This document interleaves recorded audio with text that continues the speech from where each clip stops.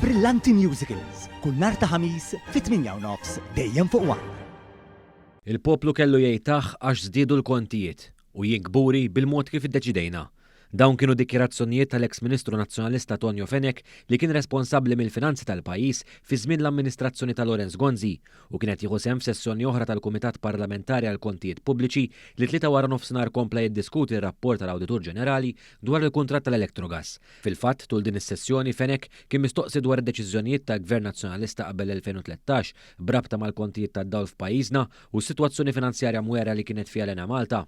Iva, sfortunatament il-poplu kellu jgħid għax żdiedu l-kontijiet. Jien ma kburi bil-mod kif iddeċidejna li nallokaw ir-riżorsi tagħna. Fenek għal danek kif sostna li prefera li Gvern Nazzjonalista jipproteġi l-fabriki f'pajjiżna. Dan minkejja li f'sitwazzjoni ekonomika ħafnar kawża tal-pandemija l-gwerra fl-Ukrajna, Gvern Laburista proteġa l-impjiegi fosthom bil-Covid Weight Supplement fil-waqt li laqa l-inflazzjoni fil-prezzijiet tal-enerġija fl-istess ħin.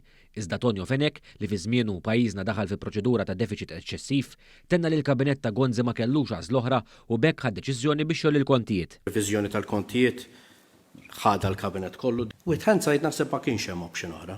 Dan anke kif Fenek ipponta l-rapport ta' Standard & Poor's li kien sostna li biex ir-rating tal-Ena Malta jerġa' jitla kellhom jolew il-kontijiet tad-dawl.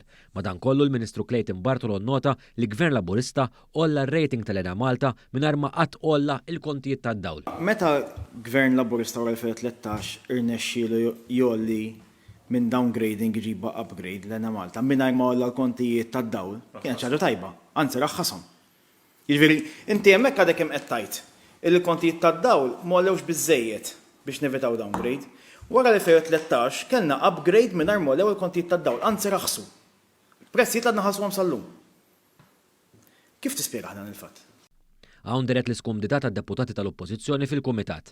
Sa dan it-tantu li x-xhieda tiegħu Fenek faħħar lill-eks Ministru Nazzjonalist Austin Gatt għax-xogħol tiegħu brabta mal-proġett skandalus tal-Power Station tal-BWSC. Il-Ministru Gatt ħa numru ta' inizjattivi importanti fuq l-Ena Malta fosthom il-proġett tal-BWSC. L-istess BWSC li biex setet tikkwalifika u tirbaħ it-tender ta' 165 miljun euro, il-Gvern ta' Gonzi kien naqqas il-liġi ambjentali ta' pajjiżna biex jiġi akkomodat l-impjant li kien jaħdem bil-heavy fuel oil. Iżda dan Tonio Fenek ma ftakrux. Però fl-istess waqt, Sur Fenek, kienu tinbidlet il-liġi biex se tintażel l-impjant tal-BWSC. Ma nafx għallim liġi qed tgħid. Liġijiet ambjentali. Jista' jkun.